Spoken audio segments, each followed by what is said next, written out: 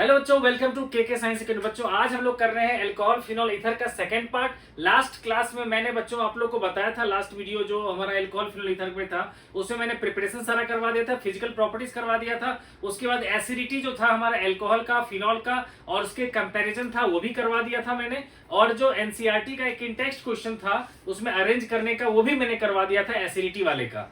तो अब बच्चों एक दो और इंटेक्स्ट क्वेश्चंस है जो मैंने देखा है, तो मैं उसको करवाते हुए आज हम लोग बच्चे रिमेनिंग पोर्शन इनके पूरा का पूरा चैप्टर कंप्लीट करने वाले हैं। तो इस वीडियो को बिना टाइम गवाए हम लोग शुरू करते हैं।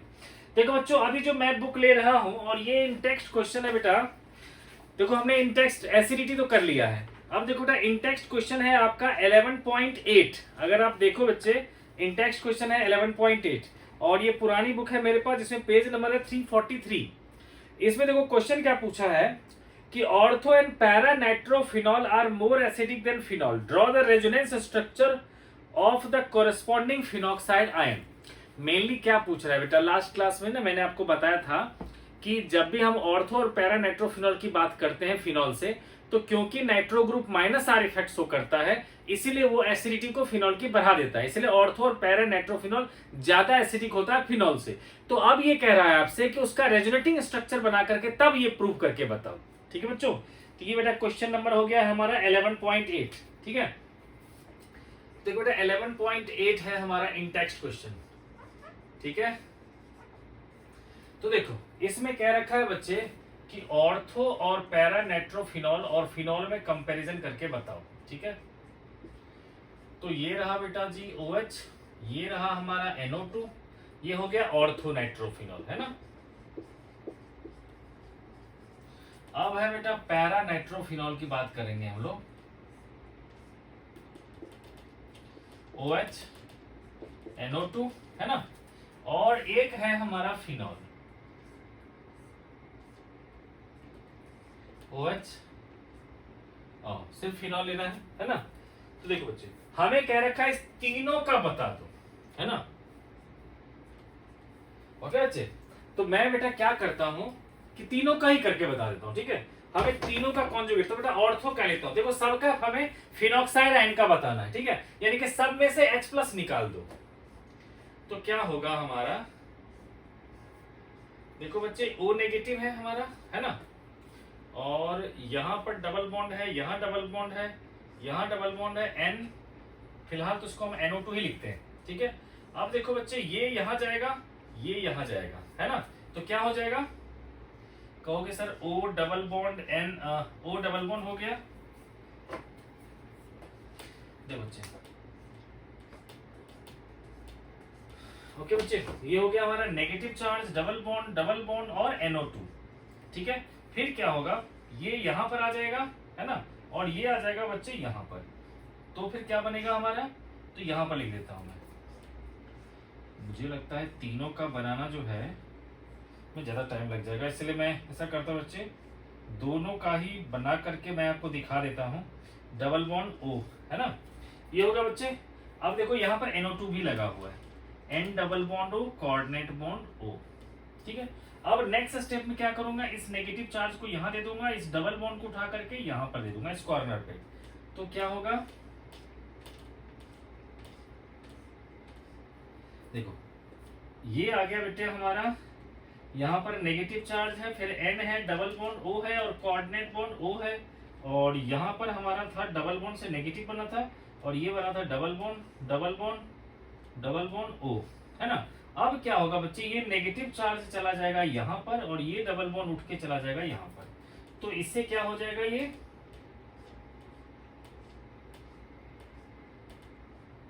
है ना बच्चे, तो यहाँ आ जाएगा double bond N, single bond O negative, coordinate bond O और डबल बॉन्ड O, यहाँ डबल बॉन्ड, यहाँ डबल बॉन्ड, है ना बच्चों। अब क्या करेंगे, वापस कहेंगे कि चलो वापस चलते हैं, इसको इधर कर देंगे, इसको भी उठा करके यहाँ दे देंगे, है ना। तो क्या होगा बच्चों, ये देखो, तो ये डबल बॉन्ड, ये डबल बॉन्ड O, और यहाँ पर फिर से क्या हो गया हमारा, negative charge N double bond O और कोऑर्डिनेट बॉन्ड O। अब इस नेगेटिव चार्ज को मैं यहां पर दे दूंगा और इसको उठाकर कर दूंगा यहां पर। तो फिर क्या हो जाएगा,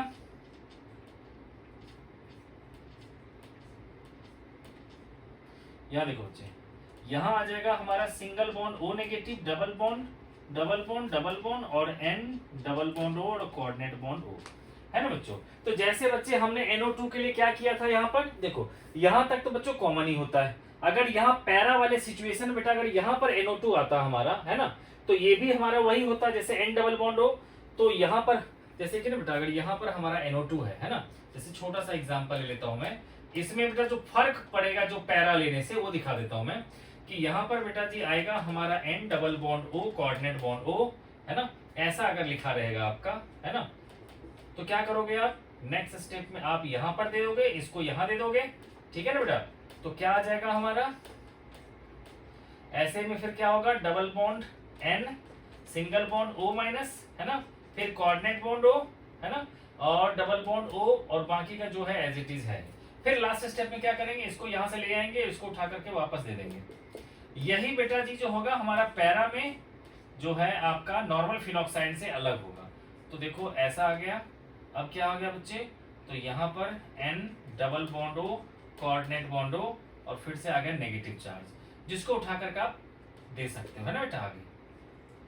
तो जैसे चलता गया ऑर्थो वही चलता जाएगा, ठीक है ना बच्चे। तो पैरा वाला तो बेटा पॉज करके जिसको नोट डाउन करना होगा, पैरा वाला तो एडिशनल सिर्फ करवा रहा हूं, अब मैं फिनॉक्साइड आयन का बच्चे करवा देता हूं, ठीक है। क्यों करवा रहा हूं फिनॉक्साइड आयन का मैं, ठीक है बेटा, इसको मैं रब करने वाला हूं, ठीक है। ये पैरा वाले बेटा जो है ना, देखो कॉमन होगा बहुत सारा पोर्शन, और ये जो करूंगा मैं, इसकी जो फिनॉक्साइड आयन का रेजोनेटिंग स्ट्रक्चर करूंगा, उसमें जो एक्स्ट्रा स्टेप आएगा वो ये आएगा हमारे पैरा से जब हम कंपेयर करेंगे तो, ठीक है। तो मैं इसको रब करने वाला हूं बच्चे, ठीक है। और बेटा जी इसको मैं लिख देता हूं बेटा फिनॉक्साइड आयन पे, ठीक है, फिनॉक्साइड आयन। उसका देखो रेजोनेटिंग स्ट्रक्चर जब लेंगे तो H प्लस बेटा हमेशा पता है, सब में से H प्लस हटाते हैं हम लोग, तो फिनॉक्साइड आयन, ठीक है। तो इसमें क्या होगा बेटा, ये देखो फिनॉक्साइड आयन क्या हुआ हमारा O नेगेटिव। अब आपको पता ही है कि ये यहां जाएगा, इसको उठा के यहां दे देंगे, तो क्या होगा हमारा double bond O negative charge, है ना, ये आ गया, ये है और ये है ना। अब देखो बेटा इसको उठाकर यहां दे दूंगा तो ये उठ के यहां जाएगा। सिमिलरली हर एक देखो हमने नेगेटिव चार्ज को बेटे जो ट्रांसफर किया डबल बॉन्ड O, अब यहाँ का नेगेटिव चार्ज को यहाँ दे दूंगा तो यहाँ बॉन्ड बन जाएगा, और इस बॉन्ड को फिर नेगेटिव चार्ज बना रहा हूँ, तो यहाँ नेगेटिव चार्ज, यहाँ नेगेटिव चार्ज, है ना। अब नेक्स्ट स्टेप में क्या होगा, ये यहाँ जाएगा और ये यहाँ जाएगा, तो क्या होगा बच्चे, यहाँ negative charge double bond O double bond O, है ना। अब लास्ट स्टेप क्या होगा, इसको जब यहाँ बॉन्ड बनाऊंगा नेगेटिव चार्ज को बॉन्ड, तो बॉन्ड को फिर नेगेटिव चार्ज बना दूंगा, और लास्ट स्टेप जो है बेटा वो हो जाएगा हमारा ये, ठीक है। तो अब देखो बच्चों फिनॉक्साइड आयन बेटा ये था, इसके रेजोनेटिंग स्ट्रक्चर कितने हैं, 1 2 3 4 5, और देखो हमने जो लिया था ये ऑर्थो नाइट्रोफिनॉक्साइड आयन, ठीक है ना, ये है बेटा ऑर्थो नाइट्रोफिनॉक्साइड आयन, ठीक है। ये इसका मैंने करके दिखाया है। तो इसके देखो कितने रेजोनेटिंग स्ट्रक्चर है, 1 2 3 4 5 6 7, है ना। तो इसमें क्या है बेटा कि 2 रेजोनेटिंग स्ट्रक्चर ज्यादा है, ठीक है बच्चों, क्लियर हो गया। क्वेश्चन ये था बेटा कि ऑर्थो नाइट्रोफिनॉल जो है और फिनॉल दोनों का कॉन्जुगेट बेस लेकर के उसके रेजोनेटिंग स्ट्रक्चर्स लेकर के तब बताओ कि कौन ज्यादा एसिडिक और क्यों। तो देखो बच्चों ऑर्थो नाइट्रोफिनॉक्साइड आयन के बेटा जी 7 रेजोनेटिंग स्ट्रक्चर आ गए, जबकि फिनॉक्साइड आयन के क्या है सिर्फ 5 आए। तो आपको पता है बच्चे कि जिस भी आयन के जितने ज्यादा रेजोनेटिंग स्ट्रक्चर होते हैं वो उतना ज्यादा स्टेबल होता है। तो हम लोग के पास बेटा क्या है, ये बेस है। तो इस बेस की जो ज्यादा रेजोनेटिंग स्ट्रक्चर होगी तो बेस क्या होगा, स्टेबल, और स्टेबल बेस का मतलब less reactive base, less reactive base मतलब वीक बेस। तो जो वीक बेस होगा उसका कॉन्जुगेट एसिड क्या होगा, स्ट्रॉन्ग एसिड, है ना। इसलिए कह सकते हैं हम लोग स्टेटमेंट बच्चों लिख देंगे हम लोग, अगर बच्चों स्टेटमेंट लिखोगे आप लोग, ठीक है। तो मैं बेटा जी यहां पर लिखने की कोशिश कर सकता हूं कि due to more number of resonating structures, more number of resonating structures, resonating structures in ortho nitrophenoxide ion. बेटा जी आगे मुझे लगता है ऊपर लिख दूंगा मैं, क्योंकि आगे बहुत छोटा होता जा रहा है, आप लोग शायद समझ में ना आए।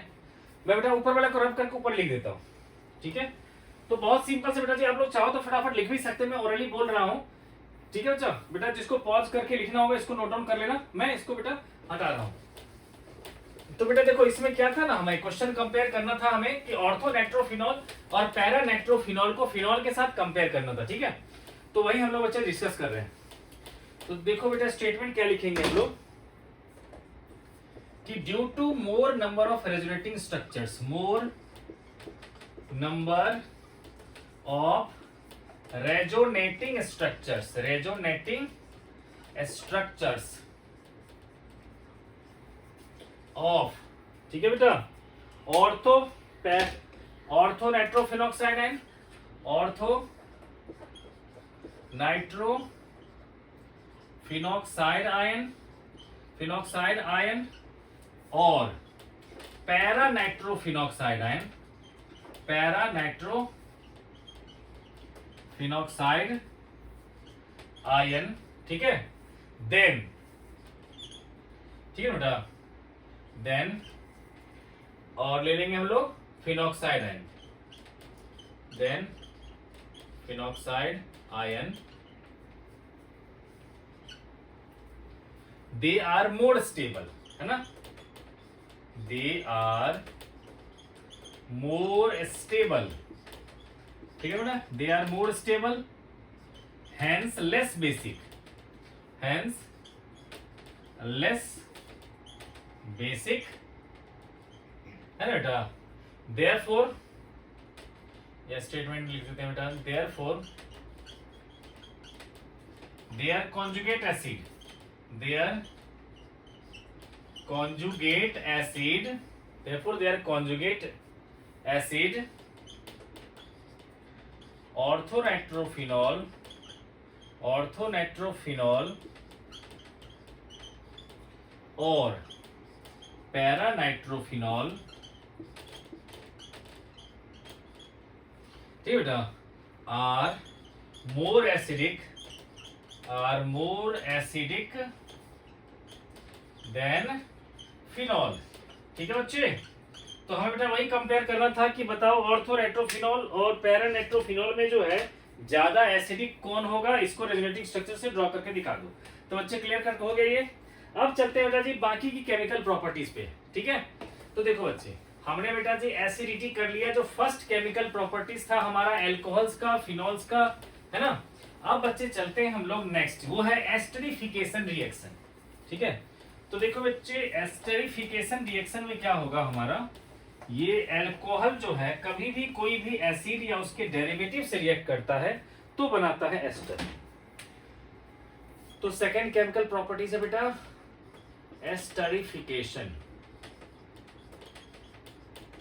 इसमें क्या होता है बच्चे कि देखो हम लोग लेते हैं बेटा जी एल्कोहल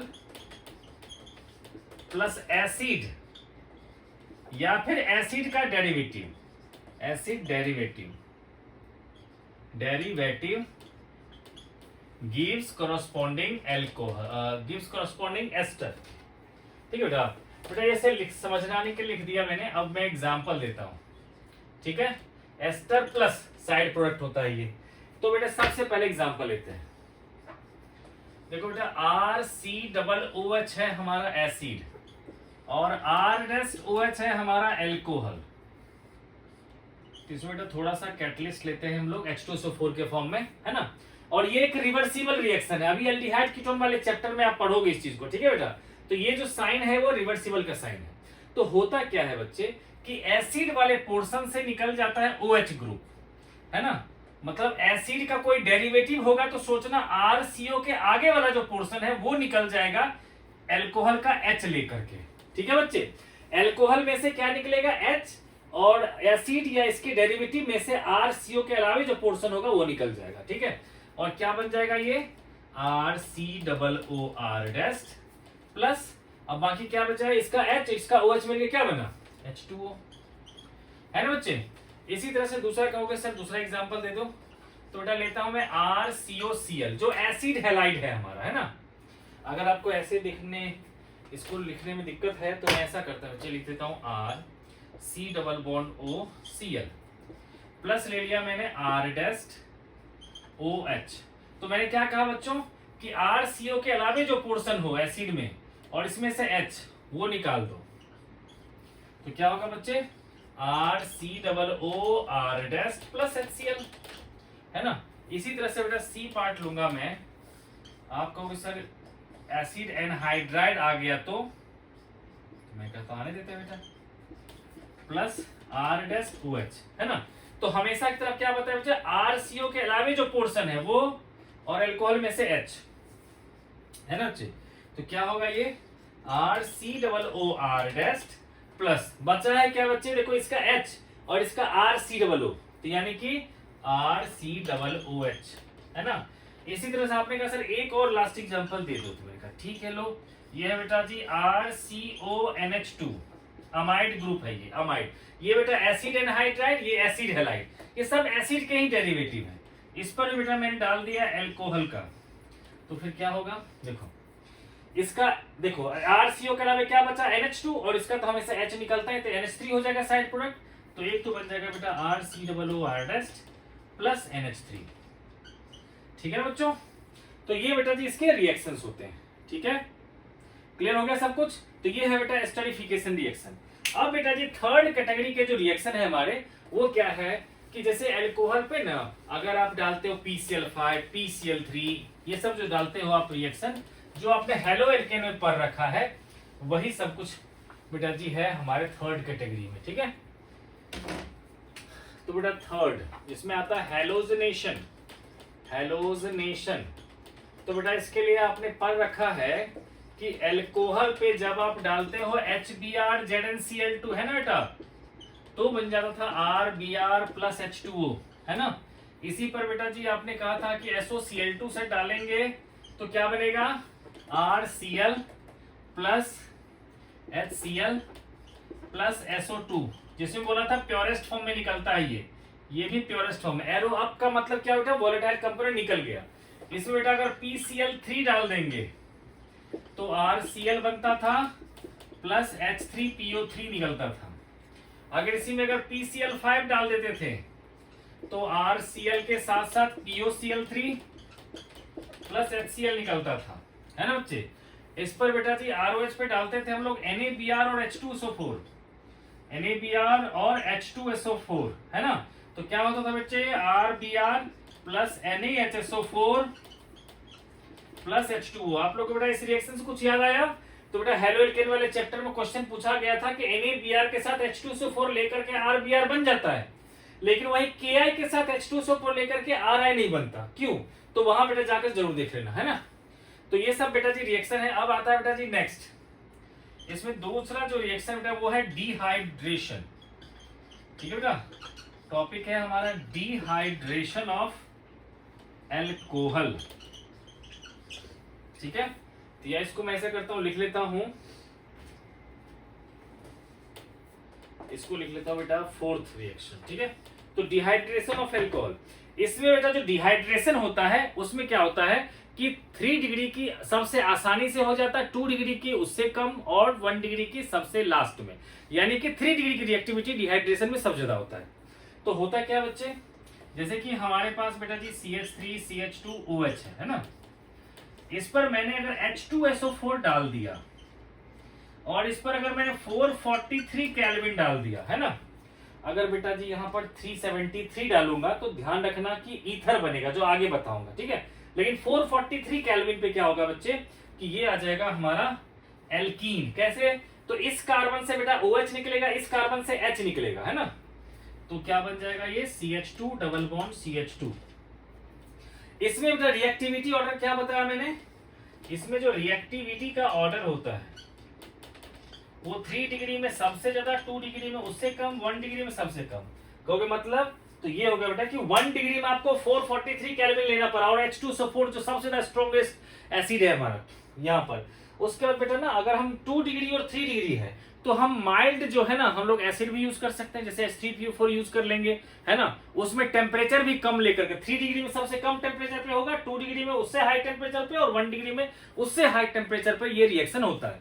तो बेटा जी मैंने कहा था कि ये चैप्टर फेमस है बेटा मैकेनिज्म पूछने के लिए, तो यहाँ एक और मैकेनिज्म आता है कि डिहाइड्रेशन ऑफ एल्कोहल का आप मैकेनिज्म करके बताओ। तो बेटा इस रिएक्शन का मैकेनिज्म हम लोग अब करने वाले हैं, ठीक है। तो बेटा बहुत ही आसान है बेटा ये चैप्टर, ठीक है। इसके एक्सरसाइज में से बेटा ना ज्यादा कुछ भी नहीं है मुश्किल, तो जो जो भी बेटा मुश्किल होगा सारे क्वेश्चंस मैं करवाऊंगा, ठीक है। तो देखो बेटा बने रहो वीडियो में, ठीक है, ओके। तो अब देखो बेटा जी हमें कह रखा है डिहाइड्रेशन ऑफ अल्कोहल का मैकेनिज्म, ठीक है। तो बेटा जी मैकेनिज्म करने वाले हैं हम लोग किसका, पहले रिएक्शन बता चुका हूं मैं, CH3 CH2OH पे हम लोग डालते हैं बेटा जी H2SO4, है ना, हीट करते हैं 443 बताया था केल्विन, तो बनता है CH2 double bond CH2 plus H2O। तो इसी का मैकेनिज्म करने वाले हैं। तो देखो बच्चे CH3 CH2OH, आपको पता है बेटा ऑक्सीजन पे दो दो लोन पेयर है। अब एसिड है बेटा कोई भी, तो वो क्या देगा अपना H+ देखेगा कह रही यहाँ पर तो ढेर सारा लोन पेयर है, तो उस पर वो अटैक कर जाएगा, तो क्या बनेगा CH3 CH2OH2 प्लस, है ना बच्चे। यहाँ पर क्योंकि इसके पास पॉजिटिव चार्ज था, ये न्यूट्रल था, तो पॉजिटिव और न्यूट्रल मिलके क्या होगा पॉजिटिव, तो ये बन गया। अब बच्चे क्या होगा इसमें से, यहां से आपको पता है H2O एक बहुत ही तगड़ा लिविंग ग्रुप होता है, बहुत ही आसानी से निकल जाता है। H2O निकल गया तो क्या हो गया हमारा CH3 को थोड़ा सा इस तरह से लिख दिया मैंने, ये बन गया बच्चे, ये बन गया हमारा, ठीक है ना, बाय लिविंग वाटर। अब देखो बच्चे मैंने कहा था कि ये ना ये जो हमारा पास जो कार्बोकैटायन बना है, ठीक है, इस कार्बोकैटायन के जस्ट बाद वाला जो कार्बन होगा उसके कार्बन को कहते हैं हम लोग एलाइलिक कार्बन कहते थे ना बेटा, या फिर यूं कह सकते हैं हाइपर कॉन्जुगेटिव कार्बन एटम्स होते थे। और ये क्या होता है, इसके जो हाइड्रोजन होते हैं वो इजीली अपना पेयर ऑफ इलेक्ट्रॉन दे देता है। फिर से बोलता हूं, जिस कार्बन में बेटा पॉजिटिव चार्ज होता है उसके जस्ट बाद वाले कार्बन जो होते हैं उसके हाइड्रोजन हो जाते हैं हाइपर कॉन्जुगेटिव हाइड्रोजन एटम, जो कभी भी H+ के फॉर्म में निकल सकते हैं। तो बेटा हम क्या करेंगे, इसका पेयर ऑफ इलेक्ट्रॉन को इसको डोनेट कर देंगे, इस कार्बन को ले लो तुम, और H+ वैसे भी कैटलिस्ट था, आया था और निकल गया, तो क्या बन जाएगा molecule CH2 double bond CH2, ठीक है बच्चे। तो ये रिएक्शन हो गया बेटा जी हमारा इसका, ठीक है। अब बेटा जी नेक्स्ट रिएक्शन चलते हैं, तो मैकेनिज्म था हमारा। अब चलते हैं बेटा जी ऑक्सीडेशन ऑफ अल्कोहल्स, ठीक है, ठीक है बच्चे, कोई प्रॉब्लम मेरे ख्याल से नहीं हुई होगी। अब देखो बच्चे इस पर ना बेटा इसी पर एक जो अभी हमने किया मैकेनिज्म, उसी तरह के एक क्वेश्चन एनसीईआरटी के एक्सरसाइज में है, ठीक है, तो वहां हम लोग बेटा डिस्कस कर लेंगे।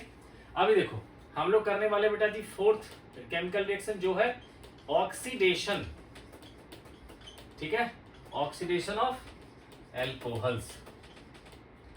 तो बच्चों देखो मैंने इससे पिछले वीडियो में बता रखा था कि आप लोग को ध्यान रखना बच्चे कि एल्कोहल जो है अगर ग्राउंड फ्लोर है तो उसके ऊपर हो गया एल्डिहाइड, उसके ऊपर हो गया कार्बोक्सिलिक एसिड, है ना, कि तो 1 डिग्री अल्कोहल को बेटा वीक ऑक्सीडाइजिंग एजेंट देंगे तो बनेगा एल्डिहाइड, और एल्डिहाइड को अगर स्ट्रॉन्ग दे देंगे तो बन जाएगा कार्बोक्सिलिक एसिड, है ना। इसी तरह से बच्चों 1 डिग्री अल्कोहल पे ही अगर स्ट्रॉन्ग ऑक्सीडाइजिंग एजेंट दे देंगे तो पहुंच जाएगा वो कार्बोक्सिलिक एसिड तक, ठीक है। इसको याद करने के लिए मैंने बताया था बच्चों कि देखो जो आदमी अल्कोहल लेता है, मान लो ग्राउंड फ्लोर पे है, अल्कोहल लेने के बाद क्या होता है वो हाई पे चला जाता है ना, काफी ड्रंक हो जाने के बाद क्या होता है वो हाई पे चला जाता है, मतलब वो एल्डिहाइड उसके स्टमक में क्या होता है एल्डिहाइड बन जाता है जिससे वो हाई पे चला गया, और उसके बाद सोचो और हाई करेगा वो, और ज्यादा ड्रिंक करेगा तो फिर क्या होगा वो एसिडिक हो जाएगा उसके लिए, ठीक है। तो बेटा वही चीज ध्यान रखना है कैसे भी करके। तो देखो हम बात करें बेटा 1 डिग्री अल्कोहल, इस पर बेटा जी वीक ऑक्सीडाइजिंग एजेंट डालेंगे तो मिलेगा हमें एल्डिहाइड, ठीक है, और इसी में अगर हमने स्ट्रॉन्ग ऑक्सीडाइजिंग एजेंट डाल दिया तो क्या हो जाएगा कार्बोक्सिलिक एसिड, कार्बोक्सिलिक एसिड। आप कहोगे सर वीक ऑक्सीडाइजिंग एजेंट कौन होता है, तो देखो बच्चे MnO2, ठीक है, इसका बेटा जी PCC, ये मेनली होता है, कभी कभी बेटा CrO3 को भी यूज किया जाता है, ठीक है, CrO3 या Cr2O3, ठीक है ना, ये सब के सब यूज होते हैं, ठीक है ना, Cr2O3 को भी यूज कर सकते हैं, वैसे वो ज्यादातर उसमें स्ट्रॉन्ग पार्ट होता है।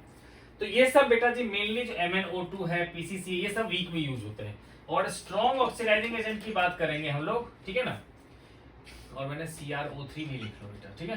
तो स्ट्रॉन्ग ऑक्सीडाइजिंग एजेंट में क्या आएगा बेटा, जिसमें ज्यादा ऑक्सीजन हो, जैसे कि KMnO4, K2Cr2O7, H2Cr O4, ये सब होते हैं बच्चा स्ट्रॉन्ग में, ठीक है। तो देखो बच्चों समझ में आ गया। अब एग्जांपल लेते हैं, जैसे कि देखो कहीं भी लिखा हुआ है CH3 CH2OH, है ना, PCC, PCC डालेंगे तो क्या हो जाएगा ये CH3 CHO। इस पर बेटा जी अगर मैंने डाल दिया K2Cr2O7 तो क्या बन जाएगा ये CH3COOH। ठीक है बच्चों, क्लियर हो गया ये। अब दूसरा लेते हैं सेकेंडरी 2 डिग्री अल्कोहल, है ना। तो बेटा जी 2 डिग्री अल्कोहल पे अगर जनरली क्या होता है ना, सेकेंडरी अल्कोहल या कीटोन वो रेजिस्टेंट टू ऑक्सीडेशन होता है। ठीक है, तो बहुत मुश्किल से बनाने के बाद ये वीक ऑक्सीडाइजिंग एजेंट से कीटोन तक तो बन जाता है। ठीक है, और कीटोन को बच्चे अगर आपने स्ट्रॉन्ग ऑक्सीडाइजिंग एजेंट दे दिया, ठीक है ना, स्ट्रॉन्ग ऑक्सीडाइजिंग एजेंट दे दिया तो ये भी देता तो है कार्बोक्सिलिक एसिड, कार्बोक्सिलिक एसिड, लेकिन ये टूट जाता है तो लेस कार्बन का देता है, लेस कार्बन का। और इसके बारे में बेटा हम लोग पढ़ेंगे एल्डिहाइड कीटोन वाले चैप्टर में। ठीक है, फिलहाल एक एग्जांपल ले लेते हैं। जैसे बेटा CH3CHOH CH3, इस पर हम लोग लेते हैं बेटा CrO3 तो बन जाएगा हमारा CH3C double bond O CH3। ठीक है, तो ये बन गया हमारा कीटोन, है ना। अगर इसी पे बेटा स्ट्रॉन्ग दे देंगे तो ये 2 कार्बन का एसिड यानी कि CH3COOH और ये जो एक CH3 है ये बन जाएगा बेटा पहले HCOOH जो अनस्टेबल होने के बाद बन जाएगा वो CO2 गैस। ठीक है, तो इसके बारे में ज्यादा डिटेल नहीं जा रहा हूं क्योंकि हम लोग कीटोन वाला चैप्टर पढ़ेंगे एल्डिहाइड कीटोन, उसमें मैं इसको करवाऊंगा। ठीक है बच्चे, तो ये था बेटा जी हमारा ऑक्सीडेशन रिएक्शन। ठीक है, तो बेटा जी एल्कोहल के रिएक्शंस हमारे खत्म हो गए। अब थोड़ा सा जो है बच्चों मिथेनॉल इथेनॉल के बारे में आपको कह रखा है डिस्कस करवा दो बच्चे को। ठीक है, तो देखो बच्चों मिथेनॉल जो है जिसको वुड स्पिरिट भी कहते हैं हम लोग, है ना, वो जनरली क्या होता है कि जो लकड़ियों की जो डिस्ट्रक्टिव डिस्टिलेशन होता है, मतलब इन एब्सेंस ऑफ एयर में जो स्ट्रांगली हीट करके मिलता है हमें, उसमें मिलता है हमें मिथेनॉल। ठीक है, जो काफी पॉइजनस होता है। ठीक है, तो वैसे बच्चों मिथेनॉल जो है हमारा मिथेनॉल, ठीक है, तो मिथेनॉल जो है बेटा ये होता है CH3OH। ठीक है, इसको बनाया जाता है CO+2H2। इसमें बेटा जी हम लोग डालते हैं ZNO, ठीक है ना, उसके साथ साथ Cr2O3 भी डालते हैं हम लोग, है ना, और उसके बाद हाई टेम्परेचर और high pressure, high T and P, तब जाकर के बनता है हमारा CH3OH जो कि काफी पॉइजनस होता है बच्चों। ये जितने भी जगह सुनते हो कि नकली दारू पी करके मर गए लोग सब, उसमें वही होता है बच्चे कि उसमें जो वो लोकल लेवल पे जो बनाता है वो अल्कोहल या दारू बनाता है वो, तो उसमें क्या होता है कुछ ना कुछ पोर्शन में मिथेनॉल बन जाता है। ठीक है, तो बेटा मिथेनॉल जो है उसका छोटा सा क्वांटिटी अगर किसी इंसान के शरीर में चला जाता है तो वो ब्लाइंड हो जाता है, आंख की रोशनी चली जाती है। ठीक है, और अगर ज्यादा चला जाता है क्वांटिटी में तो क्या होता है इथेनॉल, मतलब तो क्या होता है वो मर जाता है। ठीक है, तो इसमें बेटा दिमाग में मेरे ये चीज चल रहा था कि अगर हल्का सा क्वांटिटी अगर किसी के शरीर में चला गया है मिथेनॉल का तो वहां पर उसको डाइल्यूट करने के लिए प्योर इथेनॉल ही दिया जाता है। यानी कि किसी के शरीर में किसी भी कारण से बहुत कम क्वांटिटी में अगर मिथेनॉल चला गया है तो उसकी ब्लाइंडनेस हो सकती है, इसलिए मिथेनॉल को डाइल्यूट करने के लिए उसको कहा जाता है कि आप एक्चुअल में अल्कोहल पी लो थोड़ा सा। ठीक है, जो इथेनॉल होता है इथेनॉल वाला अल्कोहल वो पी लो ताकि वो डाइल्यूट हो जाए, ताकि उसका साइड इफेक्ट मिथेनॉल का ना हो। ठीक है, जो ये था मिथेनॉल। ठीक है, जिसमें बता दिया कि स्मॉल क्वांटिटी इंजेक्शन से ब्लाइंडनेस हो सकती है और ज्यादा क्वांटिटी से वो डेथ हो सकती है। अब दूसरा है बेटा हमारा इथेनॉल, जिसको सब हर बच्चा जानता होगा मेरे ख्याल से, और नहीं जानता होगा तो सुना जरूर होगा। ठीक है, जो है बेटा जी CH3 CH2OH। ठीक है, जो बेटा जी ड्रिंक करते हैं लोग तो वो उसमें अल्कोहल होता है। ठीक है, तो इसको बेटा बनाया कैसे जाता है। ठीक है, तो देखो यहां पर क्या होता है कि जनरली इसके लिए क्या किया जाता है, जैसे देखो जो अंगूर वगैरह होता है, ठीक है, तो अंगूर जब बेटा जब वो पकने लगता है, ठीक है, तो अंगूर के अंदर में क्या होता है कि शुगर केन जैसे होता है या फिर किसी भी तरह से शुगर कंटेंट आ जाता है। देखो बच्चे शुगर को होता है ना, शुगर की बात होती है या शुगर केन की बात होती है ना, उस सब का बेटा सिंपल फॉर्मूला होता है C12H22। ठीक है बच्चे, O20 इस तरह से बेटा आ जाता है, मतलब C12 देखो C12H22O11 ये होता है बेटा ना केन शुगर का फॉर्मूला, है ना, केन शुगर का फॉर्मूला, या फिर किसी भी चीज में जो शुगर होता है उसका फॉर्मूला होता है ये। ठीक है, तो ज्यादा डिटेल में नहीं जाऊंगा मैं, क्योंकि ये चीज हम लोग बायोमोलिक्यूल्स में डिटेल में पढ़ेंगे, ठीक है। तो क्या होता है बेटा कि जब अंगूर मीठा होने लगता है, ठीक है, तो उसके अंदर में बेटा जी यही जो शुगर का क्वांटिटी है वो बढ़ने लगता है, ठीक है। और शुगर के और जो हमारा जो अंगूर है उसके सरफेस पे क्या होता है कि एक जाइमेज केमिकल होता है, ठीक है, जो कि यीस्ट में पाया जाता है, ठीक है। यीस्ट जो है फंगस हो गया है ना, उसमें जो है ना एक जाइमेज नाम का केमिकल पाया जाता है। तो जब उससे अंगूर बनाया जाता है, सॉरी उससे जब अल्कोहल बनाया जाता है, ठीक है, तो उसको क्या क्या क्रश किया जाता है। क्रश करने की ड्यूरेशन में क्या होता है कि वहां पर केन शुगर की मुलाकात हो जाती है पहले तो बेटा इसके लिए रिएक्शन क्या क्या होता है मैं लिख देता हूं। C12H22O11 है ना, इस पर बेटा जी देते हैं हम लोग इन्वर्टेज देते हैं, ठीक है, क्योंकि यहाँ बेटा रिएक्शन जो बनता होता है इन्वर्जन ऑफ शुगर होता है, इसलिए इसको इन्वर्टेज कहते हैं। तो यहां पर बनता है C6H12O6 प्लस C6H12O6 है ना, इसको कहते हैं हम लोग ग्लूकोज, और ये होता है हमारा फ्रक्टोज। दोनों का वैसे दोनों तो मॉलिक्यूलर फॉर्मूला सेम ही बिल्कुल। इसमें एल्डिहाइड ग्रुप होता है, इसमें कीटो ग्रुप होता है, वो सब पढ़ोगे बेटा किसमें, आप बायोमोलिक्यूल चैप्टर पढ़ोगे, ठीक है। तो ये जो आ गया बेटा जी ग्लूकोज या फ्रक्टोज जो भी आ गया हमारे पास, ग्लूकोज जैसे लिखता हूं C6H12O6 है ना, इस पर हम लोग क्या करते हैं बेटा, जो जाइमेज केमिकल होता है ना, ये क्या करता है इसको कन्वर्ट कर देता है ये C2H5OH में, ठीक है ना। जो C2H5OH हमारा जो है ना बेटा, वो बेसिकली हमारा जो है एल्कोहल है ना। इसका बेटा जी का डिटेल में आपको डिस्कस करना तो मैं पेज बता देता हूं, उसमें रीड कर लेना, ठीक है बेटा। इसमें देखो ये बेटा जी है सम कमर्शियली इंपॉर्टेंट एल्कोहल, ये टॉपिक है, और ये बेटा पेज नंबर है 344, ठीक है। तो इसमें बेटा जी इसको रीड कर लेना आप लोग, ठीक है। तो बच्चे मैं ऐसा करता हूं, तो इसका फाइनली क्या होगा बेटा, ये साथ साथ जो है CO2 गैस निकलता है ना, ये CO2 गैस निकलता है। बेटा फिर से समझाता हूं, पूरी की पूरी प्रोसेस समझाता हूं कि क्या होता है कि जो ग्रेप्स होते हैं उसमें क्या होता है बेटा, ये केन शुगर होता है, मतलब उसमें शुगर होता है, मीठा होता है, ठीक है, यानी कि चीनी होता है। तो उसको क्या करता है इन्वर्टेज उसको तोड़ता है ग्लूकोज और फ्रक्टोज में, ठीक है। और ग्लूकोज फ्रक्टोज को क्या करता है, तो जाइमेज जो मैंने बताया कि यीस्ट होता है, मतलब फंगस जो होता है उस अंगूर के सरफेस पे होता है फंगस, उसके शरीर में होता है जाइमेज। वो क्या करता है कि जब उसको क्रश करते हैं अंगूर को, तो दोनों एक दूसरे के कांटेक्ट में आता है, तो वही जो यीस्ट है वो क्या करता है इसको तोड़ करके अल्कोहल बनाता है, और साथ ही साथ CO2 गैस निकलता है, ठीक है। तो इस सब प्रोसेस कहां होता है बेटा, इन एब्सेंस ऑफ एयर में, जहां पर एयर ना हो, मतलब बंद जो है ना बंद कमरे में होता है, या बंद कर सकते सिलेंडर में होता होगा, ठीक है, जहां पर किसी तरह से एयर ना जाए। क्यों, तो एयर जाएगा तो बच्चे ये अल्कोहल जो है ऑक्सीडाइज होकर के एसिडिक हो जाएगा, ठीक है। और एसिडिक हो जाएगा तो फिर क्या होगा कि उसका टेस्ट जो है वो एसिडिक हो जाएगा, मतलब खराब हो जाएगा वो टेस्ट, ठीक है।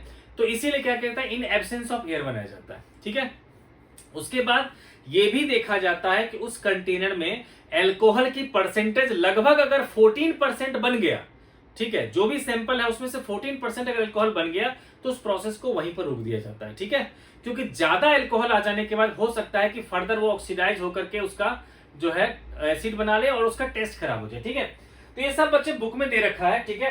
तो ये हो गया बेटा जी हमारा इथेनॉल का प्रिपरेशन। अब कहोगे सर इसमें इंपॉर्टेंट क्या चीजें हैं, तो इसमें बेटा एक तो है कि ये सारे रिएक्शन दे रखा है, कभी कुछ भी पूछ सकता है वो, ठीक है। लेकिन इससे ज्यादा इंपॉर्टेंट है इसमें हमारा कि डीनेचुरेशन ऑफ एल्कोहल, कि जो कमर्शियली जो एल्कोहल बनाया जाता है ना, तो उसको कोई ड्रिंकिंग पर्पस के लिए यूज ना कर ले, है ना, इसलिए उसमें कुछ केमिकल डाला जाता है, ठीक है, ताकि उसका कलर चेंज हो जाए, कुछ स्मेल आ जाए, तो इसी प्रोसेस को कहते हैं डीनेचुरेशन, ठीक है। तो डीनेचुरेशन अगर आपसे पूछेगा तो क्या होगा, क्या लिखेंगे बच्चों कि denaturation is the process by in which we make the chemical unfit for drinking, ठीक है, कि हम जो है खास करके अल्कोहल को हम लोग अनफिट फॉर ड्रिंकिंग बनाने के लिए जो भी केमिकल यूज करते हैं उसको कहते हैं डीनेचुरेशन।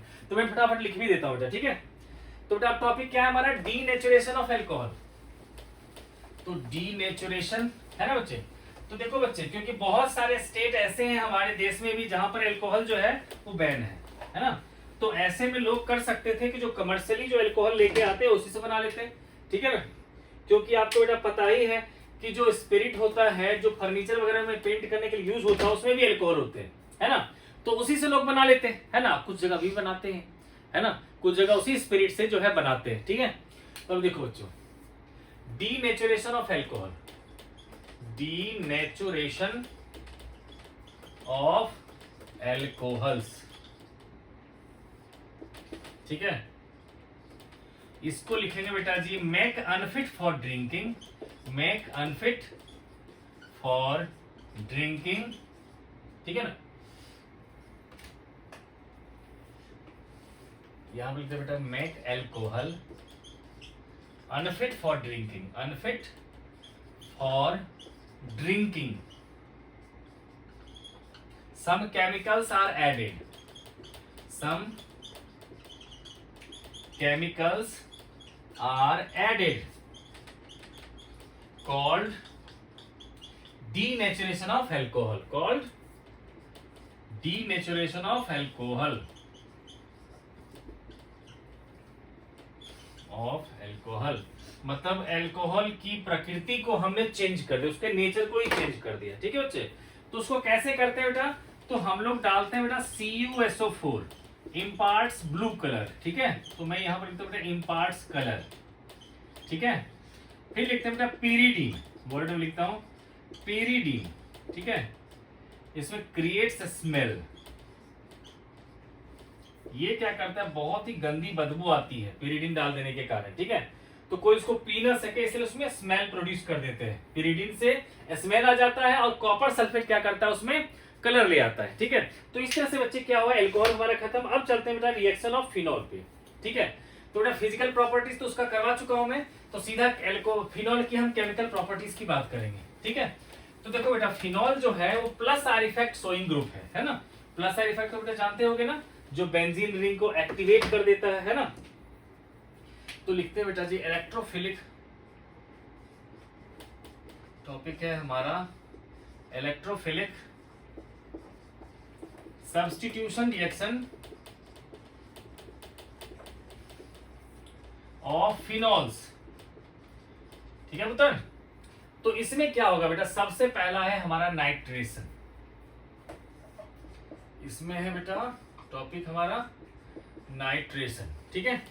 तो नाइट्रेशन में क्या होता है बच्चे कि देखो, आपको पता है बच्चे कि जो OH ग्रुप है बेंजीन में लगा वो प्लस आर इफेक्ट शो करता है, जो बेंजीन रिंग को एक्टिवेट कर देता है हमारा इलेक्ट्रोफिलिक सब्स्टिट्यूशन के लिए।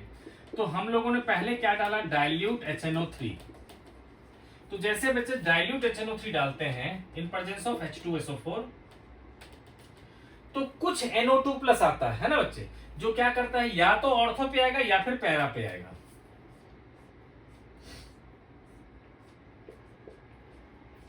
OH के साथ NO2 plus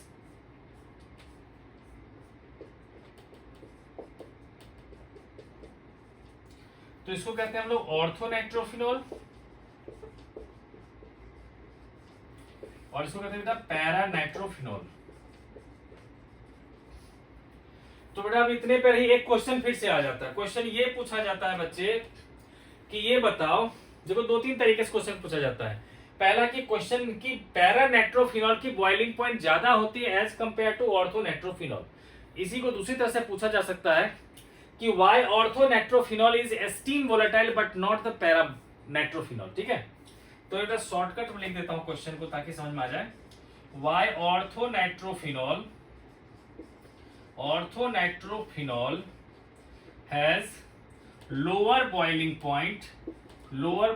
point than para nitrophenol, ठीक है बच्चे। तो ये बेटा क्वेश्चन पूछा जाता है, मैं साथ साथ बोला सारा कुछ चीज करवाता चलूंगा, ठीक है बेटा।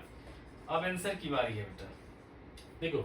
तो बेटा ऑर्थोनाइट्रोफिनॉल में क्या होता है कि एक OH ग्रुप का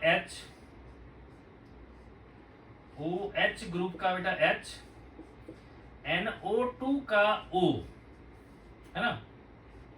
तो इन दोनों के बीच में क्या होता है, इंट्रामोलिकुलर H बॉन्ड। यहां क्या होता है बच्चे, इंट्रामोलिकुलर H बॉन्ड, ठीक है।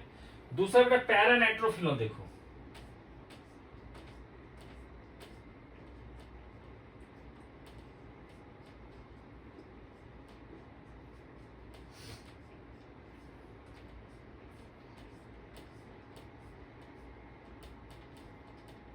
इसमें हमने क्या किया, इस पर O को इधर लिख दिया और OH को इधर लिख दिया, है ना। तो देखो बच्चों, यहां पर इंट्रामोलिकुलर H बॉन्डिंग और यहां क्या है हमारा intermolecular H bond, intermolecular H bond. ठीक है बच्चे। तो होता क्या है बच्चे कि देखो यहां पर इंटरमोलिकुलर H पैरानाइट्रोफिनॉल जो है वो इंटरमोलिकुलर H बॉन्डिंग बनाता है। इंटरमोलिकुलर H बॉन्डिंग मतलब खुद के साथ या फिर जो पड़ोस में दूसरा मॉलिक्यूल उसके साथ ये आपस में बॉन्डिंग बना लेता है। इसके कारण क्या होता है, ढेर सारे मॉलिक्यूल एक साथ इकट्ठा हो जाता है, जिससे वंडरवाल फोर्स बढ़ जाता है, इससे बॉइलिंग पॉइंट बढ़ जाती है। ठीक है बच्चे। लेकिन ऑर्थोनाइट्रोफिनॉल में क्या होता है, इंट्रामोलिकुलर H बॉन्डिंग मतलब सेम मॉलिक्यूल के दो एटम आपस में जुड़ जाते हैं, है ना, H बॉन्ड के थ्रू। तो इसमें क्या होता है, मॉलिक्यूलर मास नहीं बढ़ता है इसका, इसलिए वंडरवाल फोर्स भी नहीं बढ़ता, इसकी बॉइलिंग पॉइंट ही कम होती है। ठीक है बच्चों। तो बेटा जी इसका स्टेटमेंट कैसे लिखेंगे, ठीक है, तो बेटा मैं थोड़ा सा लिख देता हूं इसको, आप लोग देख लेना। देखो बच्चों मैं जो बोलता जाऊंगा उससे आप लोग लिखते चले जाओ, हो सकता है कुछ वर्ड्स आपको क्लियर ना हो, ठीक है, तो जो मैं बोलता जाऊंगा उसके हिसाब से भी लिखते जाना, ठीक है, मैं वैसे लिखता भी जाऊंगा, ठीक है। तो बेटा इसके स्टेटमेंट देंगे, कहेंगे in paranitrophenol, in paranitrophenol molecules are associated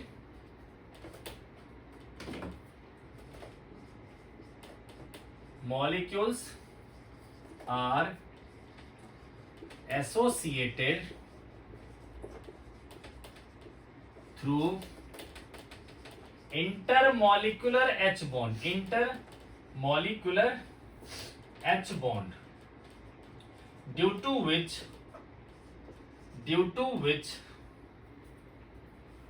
their molar mass increases, their molar mass increases, ठीक है, which increases van der Waals force, which increases van der Waals force, van der Waals force, hence boiling point increases.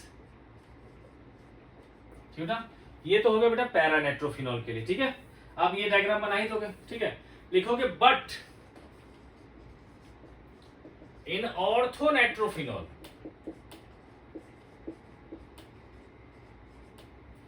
There is no association with other molecule, है ना, there is no association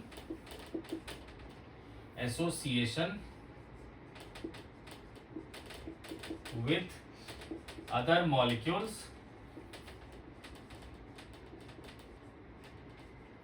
hence have low van der Waals force, hence have low van der Waals force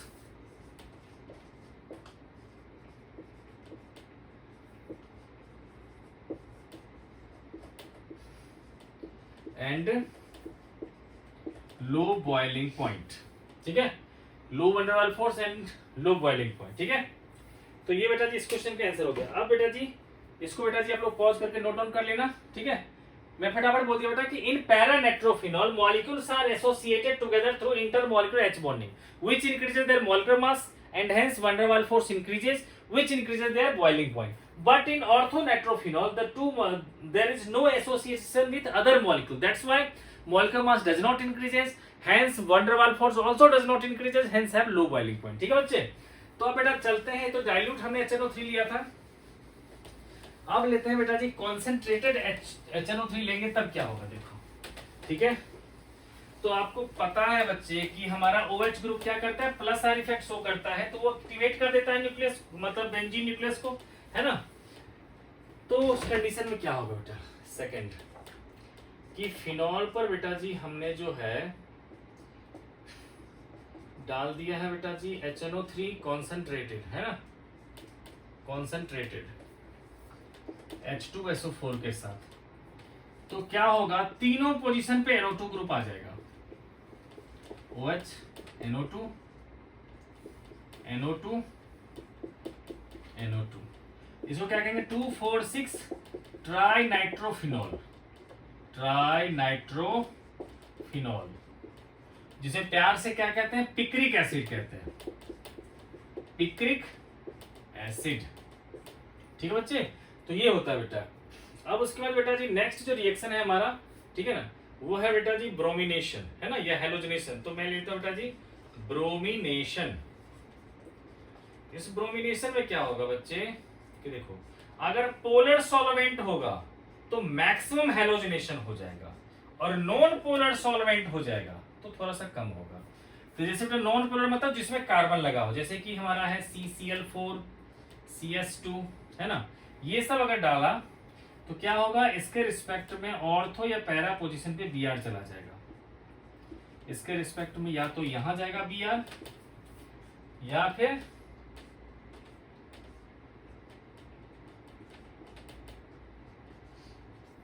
ठीक है बेटा। तो ortho bromophenol है ना, और यहां होगा पैरा ब्रोमोफिनॉल। ठीक है बच्चे, अब देखो बेटा जी इसी में हमने दूसरा ले लिया, इस बार पोलर सॉल्वेंट ले लेते हैं।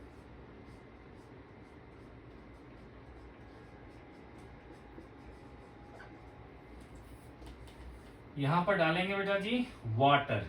ठीक है, मतलब कहा जाता है इस पर कि Br2 वाटर, इकट्ठा ही लिखा जाता है Br2 वाटर,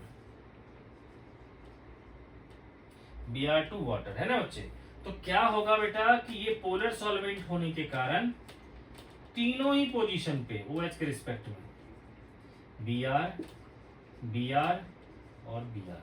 तो कोई बच्चा लिखना चाहो लिख देना 2,4,6 ट्राई ब्रोमोफिनॉल। चलो लिख देता हूं मैं 2,4,6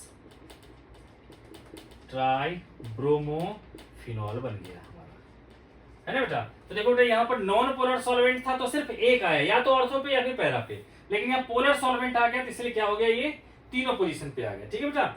अब इसके बाद है बेटा जी इंपॉर्टेंट रिएक्शन है फिनॉल के। ठीक है, दो जो इंपॉर्टेंट है वो नेम रिएक्शन है। ठीक है बेटा, तो उसको बेटा जी कर लेते हैं नेक्स्ट। तो बेटा इसको रब कर देते हैं। अब है बेटा जी देख लो बुक में, आप लोग बेटा मार्क कर लो, बल्कि कोल्ब्स रिएक्शन और रीमर टीमन रिएक्शन, ये दोनों रिएक्शन जो बेटा है इसका काफी इंपॉर्टेंट है, इसका उसको कहते हैं नेम रिएक्शन।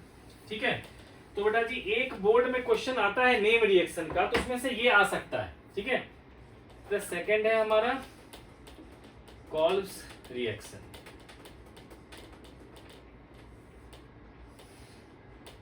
इसमें क्या होता है बच्चे कि पहले फिनॉल पे डालते हैं हम लोग NaOH, तो आपको पता ही है क्या होता है बच्चे, ONA बन जाता है हमारा।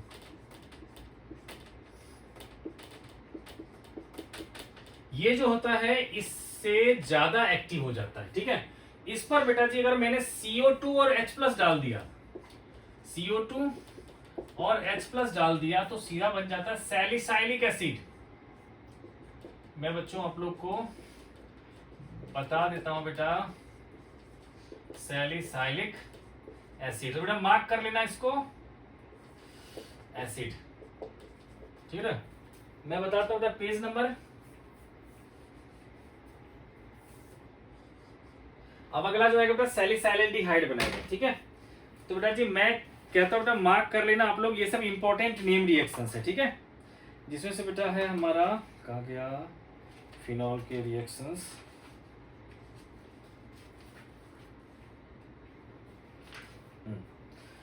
तो ये है बेटा जी कोल्ब्स रिएक्शन है हमारा, पेज नंबर है हमारा 342। ठीक है, उसके बाद बेटा जी जो है, ठीक है बेटा इसमें से दो है बेटा, एक तो कोल्ब्स रिएक्शन है इस पेज में, और ये दूसरा बेटा रीमर टीमन रिएक्शन। इस दोनों ही रिएक्शन को बेटा मार्क कर लो क्योंकि काफी इंपॉर्टेंट नेम रिएक्शन में से है।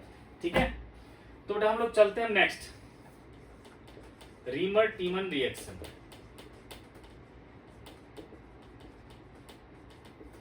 लेकिन बेटा जी मैं सोचता हूं कि आप लोगों को थोड़ा सा ना काम भी दूं। देखो बेटा अगर ये नेम रिएक्शन है तो आपसे पूछा जाएगा right short notes on the following name reaction. जैसे बेटा दे देगा कोल्ब्स रिएक्शन, है ना, तो आप बेटा जी इसमें क्या होगा कि रिएक्शन तो लिखोगे ही, साथ साथ आपको स्टेटमेंट भी देना पड़ेगा। तो एक नंबर तो बेटा इसके मिलेंगे और एक नंबर मिलेगा स्टेटमेंट का। ठीक है, तो उसमें स्टेटमेंट क्या दोगे आप, तो जो हो रहा है रिएक्शन उसी को वर्ड में लिख दोगे। ठीक है, तो क्या कहेंगे, this reaction is used to prepare salicylic acid from phenol when phenol reacts with alkali in presence of CO2 and acid, है ना बच्चे।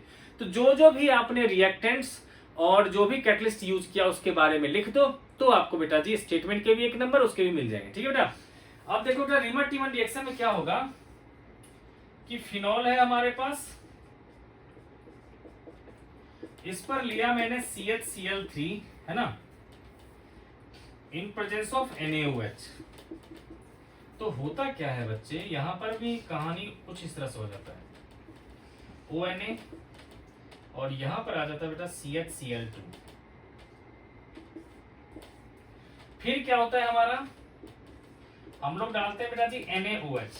तो देखो बेटा क्या करता है NaOH, CH जो दो Cl है उस दोनों Cl को हटा देता है, ठीक है। और जब भी आप देखो बेटा एल्डिहाइड कीटोन में बार बार ये रिएक्शन आएगा कि जब एक ही कार्बन पर जब दो OH हो तो आप उसमें से H2O को निकाल दो, तो वो बन जाएगा डबल बॉन्ड O, तो वही बेटा बन जाएगा डबल बॉन्ड O मतलब CHO, ठीक है।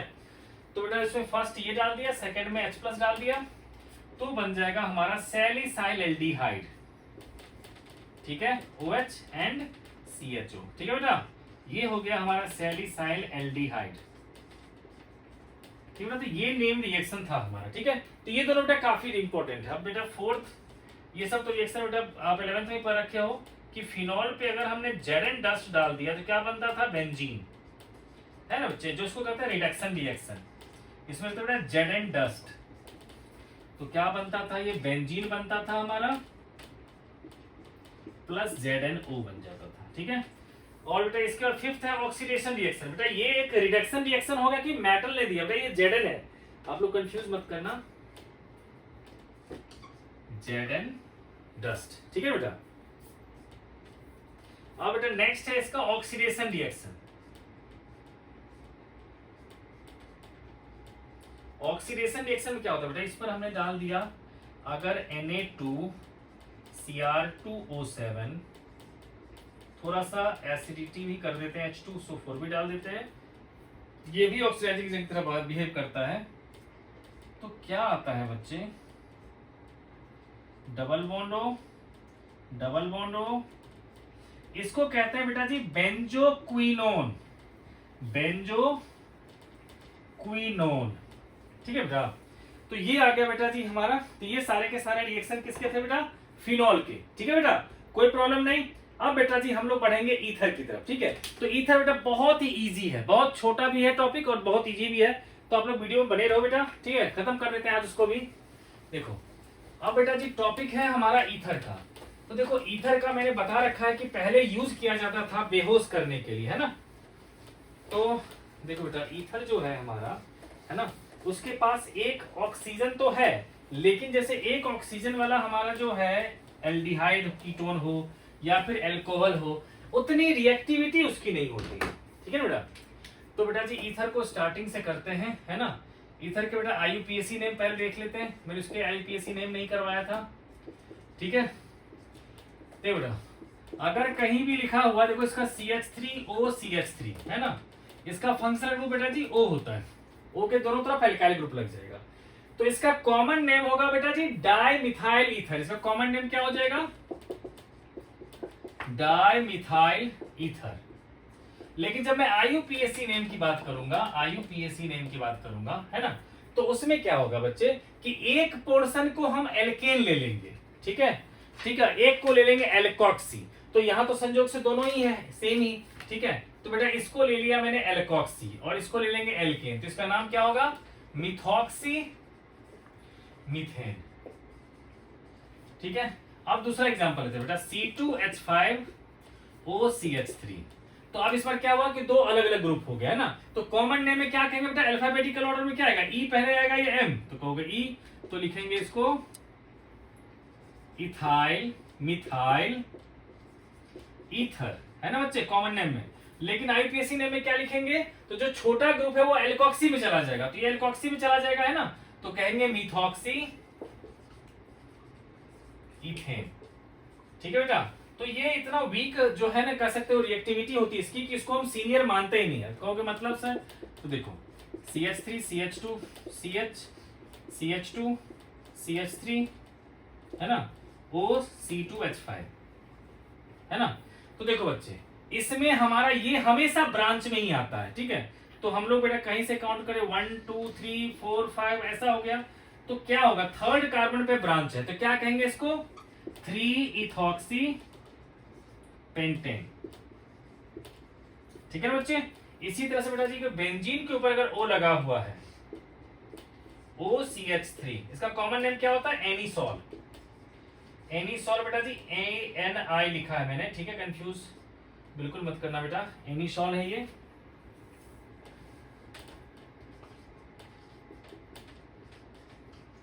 वैसे बेटा इसका आईयूपीएक नेम क्या कहोगे सर, मिथॉक्सी बेंजीन। ये हो गया हमारा मिथॉक्सी बेंजीन, ठीक है। तो बेटा ये तो हो गया इसके आईयूपीएसी नेम। अब बेटा जी चलते हैं इसकी प्रिपरेशन और प्रॉपर्टीज। बहुत ही आसान है बेटा जी, बस इसमें क्या है कि एक मैकेनिज्म है वो पूछा जाता है और कुछ इसके छोटे छोटे रिएक्शंस हैं जो पूछे जाते हैं, ठीक है। तो बेटा हम लोग फटाफट खत्म करते हैं इसको। देखो, तो बेटा ईथर की जो प्रिपरेशन होती है वो सबसे पहले करते हैं फ्रॉम एल्कोहल, ठीक है। तो टॉपिक है हमारा प्रिपरेशन ऑफ ईथर, है ना बेटा, प्रिपरेशन ऑफ ईथर किससे लेंगे बेटा, फ्रॉम एल्कोहल, फ्रॉम एल्कोहल, ठीक है। तो देखो बेटा इसमें ध्यान रखने वाली बात क्या है कि जैसे मैंने बताया था आपको कि बेटा जी C2H5OH पे अगर हम लोग H2SO4 लेते हैं 443 केल्विन पे, तो बन जाता था बेटा alkene, CH2 double bond CH2 बन जाता था प्लस H2O, है ना। लेकिन अगर बेटा जी हमने कम टेम्परेचर पे यही सब कुछ डाला, लेकिन टेम्परेचर एरिया मान लो 373 केल्विन या उससे भी कम रखा, तब क्या हो जाएगा, C2H5OH, है ना। तो सीधा बच्चे हम लोग लिख देते हैं C2H5OC2H5 प्लस H2O, है ना। तो यहाँ पे इसके दो मॉलिक्यूल लिख लेते हैं, लेकिन मेनली अगर एक भी मॉलिक्यूल लिखा रहेगा तब भी आपको समझना है कि यहाँ ईथर बनेगा और वहां पर क्या बनेगा बेटा, हाई टेम्परेचर पे एल्कीन। तो बेटा इसका मैकेनिज्म पूछा जाता है, ठीक है। तो इसका मैकेनिज्म मैं करने वाला हूँ बेटा नीचे वाले का, ठीक है बेटा, प्रिपरेशन ऑफ ईथर का मैकेनिज्म, इसका बेटा जी मैकेनिज्म करने वाला हूँ। तो होता क्या है बेटा, देखो CH3CH2OH है हमारे पास, H2SO4 का H प्लस हमेशा काम पे लगा रहता है, जहां इलेक्ट्रॉन पेयर देखा उस पर अटैक कर देगा। तो क्या होगा बेटा, CH3CH2OH2 पॉजिटिव, यहां तक आपने पहले भी कर रखा है, बल्कि इससे आगे भी कर रखा है आपने, ठीक है। तो अब क्या होता है बच्चे, H2O निकल जाता है हमारा, क्योंकि बढ़िया लीविंग ग्रुप होता है ये, CH3CH2 प्लस। अब ये कहता है कि अगर मुझे कहीं भी कहीं पर नेगेटिव चार्ज या लोन पेयर दिख जाएगा तब तो मैं वेट कर लूंगा, नहीं तो मैं अपना H प्लस लूज करके एल्कीन बना लूंगा, जैसे इसमें होता है। तो मैं इसको कहता हूं थोड़ी देर रुक जाओ, आ रहा है दूसरा एल्कोहल CH2CH3, है ना बच्चे। अब क्या होगा बेटा, ये पॉजिटिव चार्ज तो देखेगा, यहां पर लोन पेयर है तो इसके साथ वो अटैक कर देता है। तो क्या प्रोडक्ट बनेगा बेटा, CH3 CH2O CH2 CH3 और H और पॉजिटिव चार्ज, है ना बच्चे। अब क्या होगा बेटा, अब आपको पता ही है कि जो ऑक्सीजन नाइट्रोजन और फ्लोरीन के साथ हाइड्रोजन होता है वो एक्टिव हाइड्रोजन होता है, कभी भी अपना इलेक्ट्रॉन लूज करके निकल सकता है। तो ये H क्या करेगा, अपना पेयर ऑफ इलेक्ट्रॉन ऑक्सीजन को दे देगा और H प्लस बन करके जो है निकल जाएगा, ठीक है। तो ये बन जाएगा बेटा जी CH3 CH2O CH2 CH3, है ना। तो ये आता है बेटा हमारा ड्यूरेशन, ठीक है। तो कोई कंफ्यूजन नहीं बेटा, वैसे भी देखो H प्लस हमारा कैटलिस्ट था, जब हमने लिया था स्टार्ट में तो हमें निकालना तो था ही, तो बेटा ये आ गया इसका मैकेनिज्म, ठीक है। अब देखो बेटा जी इस पर ना एनसीईआरटी ने एक बैक एक्सरसाइज में क्वेश्चन पूछ रखा है, ठीक है, ठीक है। तो उसमें कह रहा है कि सेकेंडरी और टर्जरी अल्कोहल से ईथर बनाना जो है वो पॉसिबल क्यों नहीं हो पाता, ठीक है बच्चे। तो बेटा क्या होता है कि ये सिर्फ 1 डिग्री के लिए एप्लीकेबल होता है, ठीक है। उसमें एनसीईआरटी बच्चे में मार्क भी करवा दूंगा आप लोग को, इसका आंसर जो है उसमें होता क्या है बेटा कि जो सेकेंडरी कार्बोकेटाइन बनेगा ना हमारे पास, है ना, ये इसके पास एलिमिनेशन और सब्स्टिट्यूशन दोनों का ऑप्शन होता है, तो वो चूज करता है एलिमिनेशन को, ठीक है बच्चे। तो इसका कहोगे सर ये कहां पर लिखा हुआ है, आप करें मार्क करवा देंगे, तो बेटा ये देखो यहाँ बेटा जो प्रिपरेशन है हमारा बाय डिहाइड्रेशन ऑफ एल्कोहल, उसमें बेटा देखोगे आप, है ना, जहां विलियमसन सिंथेसिस है उसके ऊपर वाले पैराग्राफ में, तो बेटा यहां पर मार्क मैंने कर भी रखा नोटबुक में, the dehydration of secondary and tertiary alcohol to give corresponding ether is unsuccessful as elimination completes over substitution. ठीक है बेटा, तो ये जो क्वेश्चन नंबर है बेटा वो बैक एक्सरसाइज में है कहीं पर। ठीक है, तो फिलहाल अभी बेटा मार्क कर लो, मैं वहां पर बैक एक्सरसाइज डिस्कस करूंगा तो बता दूंगा कि बेटा वहां मार्क करवा रखा था, और वहां दोबारा भी करवा दूंगा। ठीक है बेटा, तो यहां पर क्या नोट रखना बेटा कि ओनली 1 डिग्री अल्कोहल। ठीक है, नोट में क्या लिखेंगे हम लोग कि ओनली 1 डिग्री अल्कोहल, ठीक है, used to prepare ether, to prepare ether. ठीक है बेटा, तो ये होता है बेटा जी 1 डिग्री अल्कोहल के लिए यूज होता है। ठीक है, ये तो होगा पहला मेथड प्रिपरेशन का। ठीक है, अब देखो बेटा सेकंड जो है हमारा वो है बेटा जी ज्यादा इंपॉर्टेंट रिएक्शन है वो, इसका बेटा जी मैकेनिज्म आ सकता है इस मेथड का। ठीक है, लेकिन बेटा जो जितने भी रिएक्शन कुछ पूछे जाएंगे वो ज्यादातर होंगे, अगला जो प्रोसेस है हमारा वो है विलियमसन सिंथेसिस रिएक्शन। ठीक है बेटा, तो सेकंड जो है बेटा रिएक्शन इसका प्रिपरेशन का वो कहलाता है बेटा जी विलियमसन सिंथेसिस। तो ये बेटा ने बहुत ही आसान रिएक्शन है। ठीक है, इसमें क्या होता है कि कोई एक एल्कोक्साइड आयन होता है और दूसरा होता है बेटा जी एल्काइल हैलाइड, है ना। तो ये बेटा SN2 मैकेनिज्म के थ्रू इस पर अटैक करता है, ये पीछे से अटैक किया, इस हैलाइड को निकाल देगा, तो बन जाता है हमारा ROR' प्लस NaX। ठीक है बच्चे, तो इसमें जनरली हम लोग क्या लेते हैं बेटा जी 1 डिग्री एल्काइल हैलाइड जनरली हम लोग इसमें लेते हैं। ठीक है, आपको सर समझ में नहीं आया तो मैं बताता हूं। तो बेटा CH3 O minus Na plus ले लेंगे और यहां पर ले लेंगे बेटा CH3CH2Cl, है ना। तो क्या हो जाएगा, ये O माइनस इसके साथ यहां से जुड़ जाएगा। ठीक है, तो प्रोडक्ट क्या बनेगा CH3O CH2CH3 प्लस बेटा जी बाकी का जो NaCl है वो निकल जाएगा। ठीक है, NaX था या NaCl था, तो NaCl था, NaCl निकल गया। ठीक है, तो ये है बेटा जो हमेशा जो बल्की ग्रुप होता है, बड़ा वाला ग्रुप, वो पीछे आता है बेटा ONA के साथ। यानी कि बेटा जी समझ में आ गया आपको। देखो यहाँ जो ईथर बना है उसके पास O के दोनों तरफ अल्काइल ग्रुप है, एक तरफ बल्की ग्रुप और एक तरफ छोटा सा ग्रुप।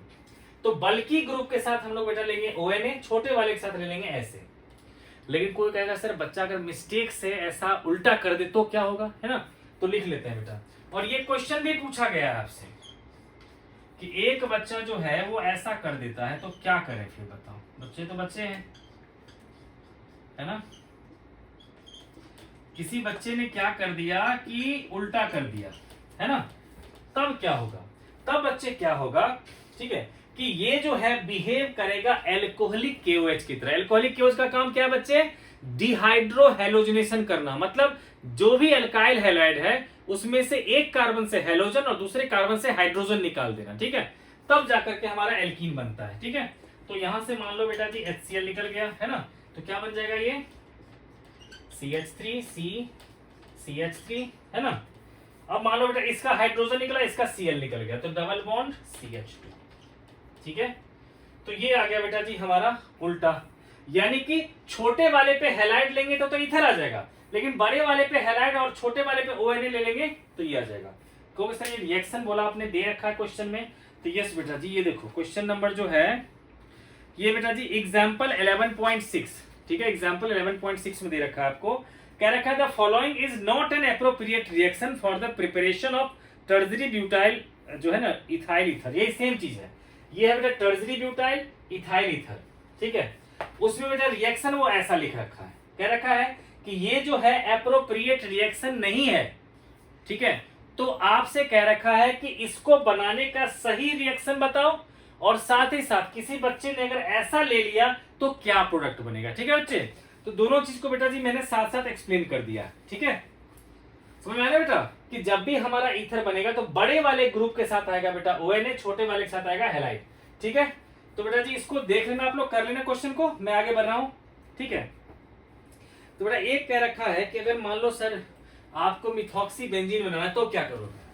तो वही करेंगे बेटा, जैसा बताया था कि हमेशा बड़े वाले ग्रुप पे क्या लगाएंगे, ONA, और छोटे वाले पे क्या लगाएंगे, हैलाइड।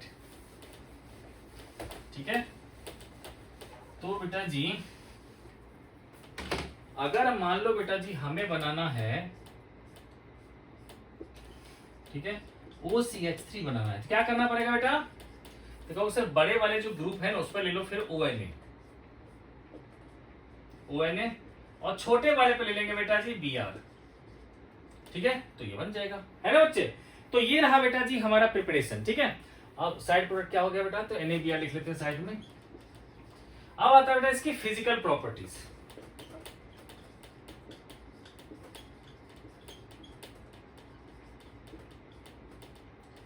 तो देखो बच्चे क्या होता है ना कि इसकी फिजिकल प्रॉपर्टीज में कि इसकी बॉइलिंग पॉइंट जो होती है नॉर्मल हाइड्रोकार्बन के कंपेरेबल भी होती है, बस थोड़ा सा ज्यादा होती है। यानी कि 4 कार्बन का अगर हमने ले रखा है बच्चे ईथर, और 4 कार्बन का ब्यूटेन ले रखा है, तो ब्यूटेन से थोड़ा ही ज्यादा होगा इसका बॉइलिंग पॉइंट। ठीक है, तो हम सीधा लिख देंगे बेटा बॉइलिंग पॉइंट में सबसे पहले ethers have higher boiling point than hydrocarbon of same number of C atoms.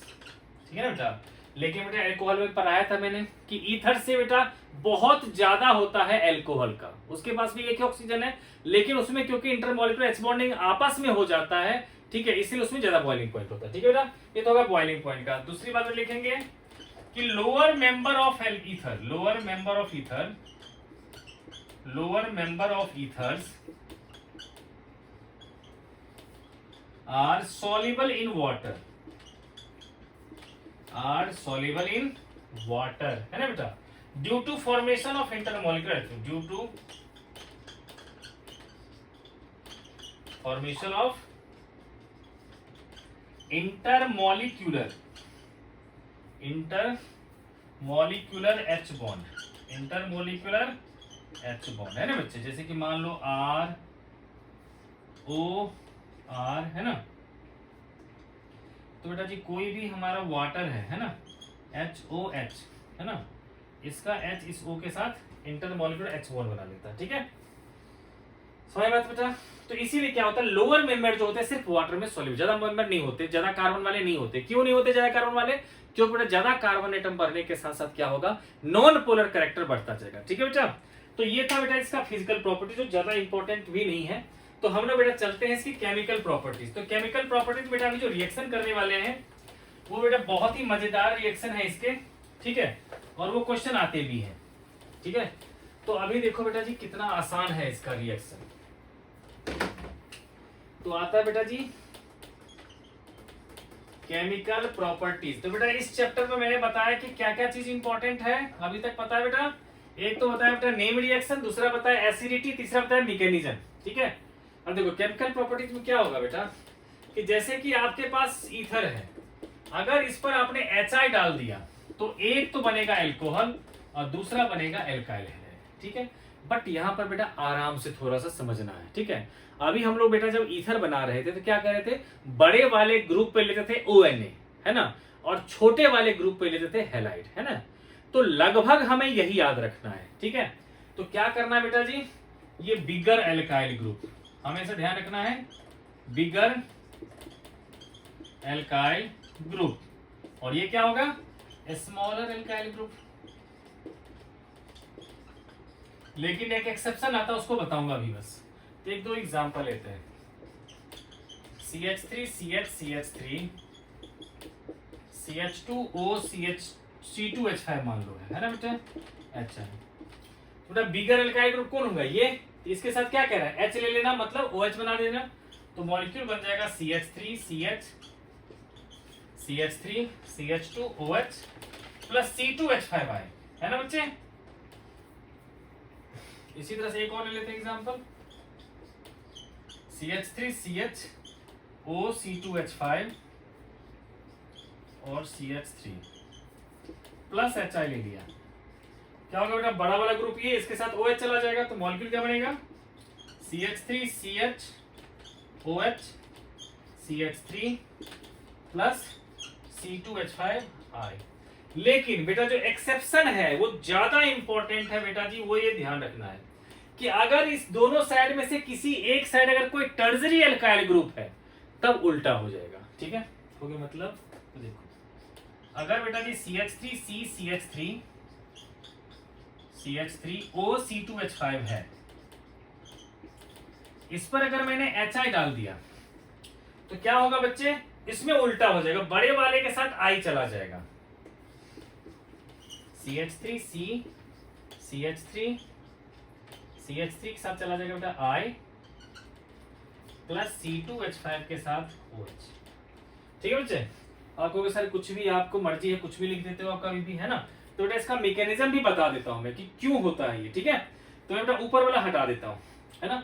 तो अगर मान लो बेटा जी CH3C CH3O मान लो CH2 CH3, अब मान लेते हैं बेटा जी HI का सबसे पहले कौन अटैक करेगा, H प्लस।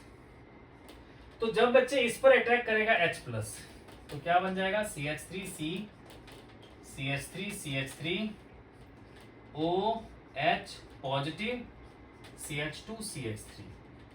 तो यहां से दो पॉसिबिलिटी है, या तो ये कार्बन अपना बॉन्ड जो है अपना इलेक्ट्रॉन इसको दे करके इस पर पॉजिटिव चार्ज आ जाए, या ये अपना दे दे। मतलब दो पॉसिबिलिटी क्या है बेटा बताओ, CH3 प्लस, ठीक है, plus CH3 CH2OH।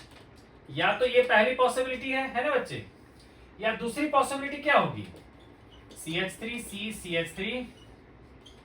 CH3OH plus CH2 plus, है ना बच्चे। मतलब या तो इसके साथ पॉजिटिव चार्ज या फिर इसके साथ पॉजिटिव चार्ज। तो अब बच्चों बताओ कि ये पॉजिटिव चार्ज मोर स्टेबल या ये पॉजिटिव चार्ज मोर स्टेबल। तो आप लोगों का नहीं सर 3 डिग्री वाला ही मोर स्टेबल होगा, क्योंकि हाइपर कॉन्जुगेशन से 9 हाइपर कॉन्जुगेटिव हाइड्रोजन एटम और प्लस आई इफेक्ट से 3 डिग्री है, इसीलिए क्या होगा, मोर स्टेबल, है ना बच्चे। तो ये क्या होगा हमारा, मोर स्टेबल, और ये क्या होगा हमारा, लेस स्टेबल, है ना बच्चे। तो अब बच्चे ये बताओ, तो ये तो वेट कर लेगा कि I माइनस कब आएगा मेरे पास, है ना, लेकिन ये तो वेट नहीं कर पाएगा क्योंकि लेस स्टेबल है, ये फट से अपना हाइड्रोजन लूज करके एल्कीन बना लेगा, है ना।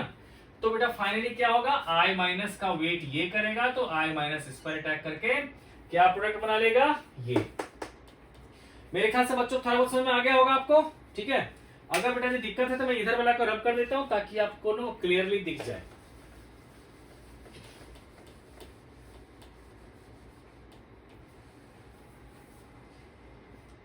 ठीक है,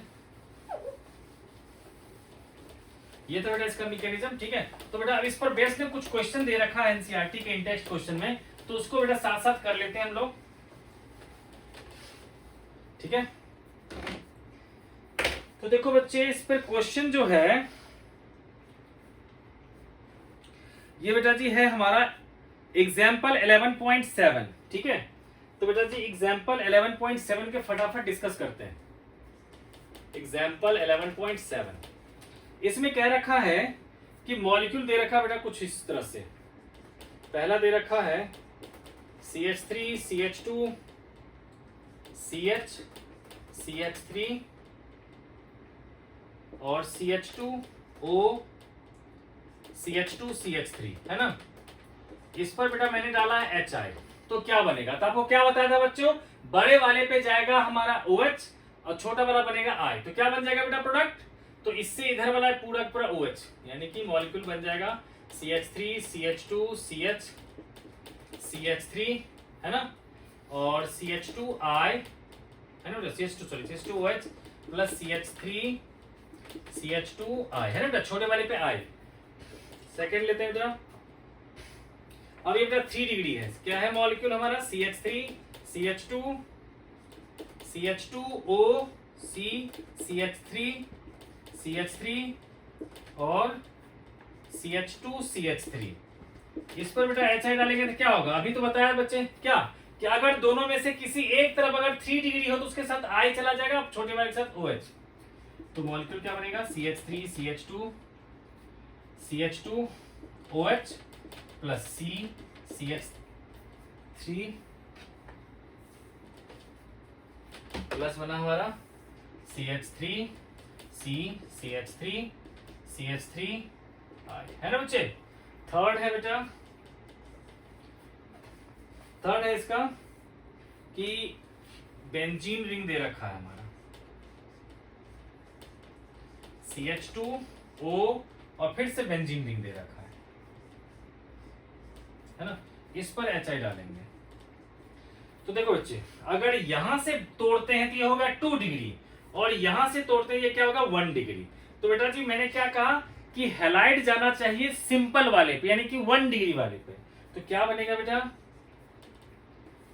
ये बेंजीन के साथ जो CH2 था उसके साथ आ जाएगा I, ठीक है, और बेंजीन के साथ आ जाएगा बच्चे हमारा OH, है ना बच्चे। तो ये होगा बेटा जी इसका रिएक्शन।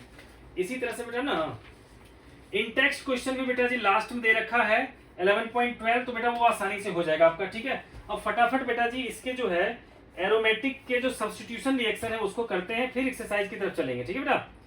तो देखो बेटा इसमें जो है इसके 2 ही इंपॉर्टेंट रिएक्शन दे रखा है, ठीक है। इसके बेटा ईथर जो है, जिस तरह से बेटा जी OH ग्रुप जो है वो भी बेंजीन रिंग को एक्टिवेट कर देता है इलेक्ट्रोफिलिक सब्स्टिट्यूशन की तरह, तो इसी तरह से बेटा ईथर भी क्या करता है हमारा बेंजीन रिंग को एक्टिवेट कर देता है टुवर्ड्स इलेक्ट्रोफिलिक सब्स्टिट्यूशन रिएक्शन, ठीक है। तो देखो बेटा बहुत ही आसान है बेटा, इलेक्ट्रोफिलिक सब्स्टिट्यूशन रिएक्शन, ठीक है, इलेक्ट्रोफिलिक सब्स्टिट्यूशन रिएक्शन, ठीक है बेटा। उसमें बेटा लेते हैं हम लोग नाइट्रेशन का, ठीक है, पहले लेते हैं नाइट्रेशन। तो बेटा अगर बेंजीन पे अगर हमारा लगा हो OH, ठीक है, और इस पर डाल दिया मैंने HNO3 H2SO4, है ना बच्चे। अगर ये डाइल्यूट डाल दिया बेटा, ठीक है, तो क्या होगा एक NO2 ग्रुप आ जाएगा, चाहे ऑर्थो पे आ जाए या फिर पैरा पे आ जाए, और वही बेटा कॉन्सेंट्रेटेड डाल देंगे तो क्या होगा तीनों पोजीशन पे आ जाएगा, ठीक है। दूसरा है बेटा फ्रीडल क्राफ्ट रिएक्शन, दूसरा रिएक्शन है बेटा Friedel craft reaction, Friedel craft reaction. बेटा इसका एक्सरसाइज बहुत ही इजी है ना, तो बेटा मैं ना सिर्फ इंपॉर्टेंट वाला ही कर पाऊंगा इसमें, ठीक है। उसमें बेटा जी ए पार्ट है हमारा फ्रीडल क्राफ्ट में एल्काइलेशन, ठीक है। अगर बेटा जी हमारे पास OH ग्रुप की जगह पर अगर OCH3 ग्रुप ही आ जाए, है ना, और एल्काइलेशन में क्या होता है, एल्काइल ग्रुप चलता है हमारा एनहाइड्रस AlCl3 के साथ, एनहाइड्रस AlCl3 के साथ, है ना बच्चे। तो क्या होगा OCH3 के साथ आ जाएगा बेटा जी हमारा क्या CH3 या तो ऑर्थो पे, और OCH3 के रिस्पेक्ट में आ जाएगा बेटा CH3 या तो पैरा पे आ जाएगा, ठीक है ना बच्चे। इसी तरह से बेटा जी दूसरा होता है एसाइलेशन रिएक्शन, है ना, एसाइलेशन, जिसमें क्या करेंगे हम लोग बेंजीन पे जब OCH3 है ना बच्चे, इस पर डालेंगे बेटा जी CH3COCl, ये बेटा CH3 है, और यही होगा बेटा जी एनहाइड्रस AlCl3। तो क्या होगा Cl हट के COCH3 आ जाएगा, ठीक है बच्चे, OCH3 और C डबल बॉन्ड OCH3, है ना बच्चे। इसी तरह से OCH3 और बेटा जी लिख देंगे COCH3, ओके बेटा। तो ये होगा बेटा सारे रिएक्शन। अब बेटा जी एनसीईआरटी का इंटेक्स्ट क्वेश्चन जो है इसमें बेटा खत्म करके चलेंगे एक्सरसाइज की तरफ, ठीक है बेटा। इसको पॉज करके आप लोग नोट डाउन कर लेना, ठीक है बच्चे। तो देखो बेटा जिस चैप्टर में 1000 बार बता चुका हूं मैं कि आपको बेटा जी एसिडिटी पे फोकस करना है, मैकेनिज्म पे फोकस करना है, और नेम रिएक्शन बता चुका हूं उस पर फोकस करना है, और ईथर के जो कुछ रिएक्शन जो भी मैं करवाया हूं वो करने, ठीक है। ये थोड़े बहुत कम है, एरोमेटिक वाले कम इंपॉर्टेंट है, लेकिन बेटा हम लोग करने वाले। देखो बेटा अब करने वाले बेटा इंटेक्स्ट क्वेश्चन, है ना। इंटेक्स्ट क्वेश्चन में बेटा जी कह रखा है कि 11.10 है ना, इन टेक्स्ट जो है बेटा है ना उसमें है 11.10। इसमें क्या रखा है ये कि write the reaction of Williamson synthesis for two ethoxy three methyl pentane,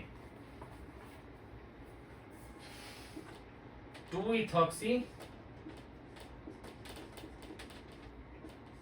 3-मिथाइल 1 2 3 CH2 CH3 CH3 CH CH।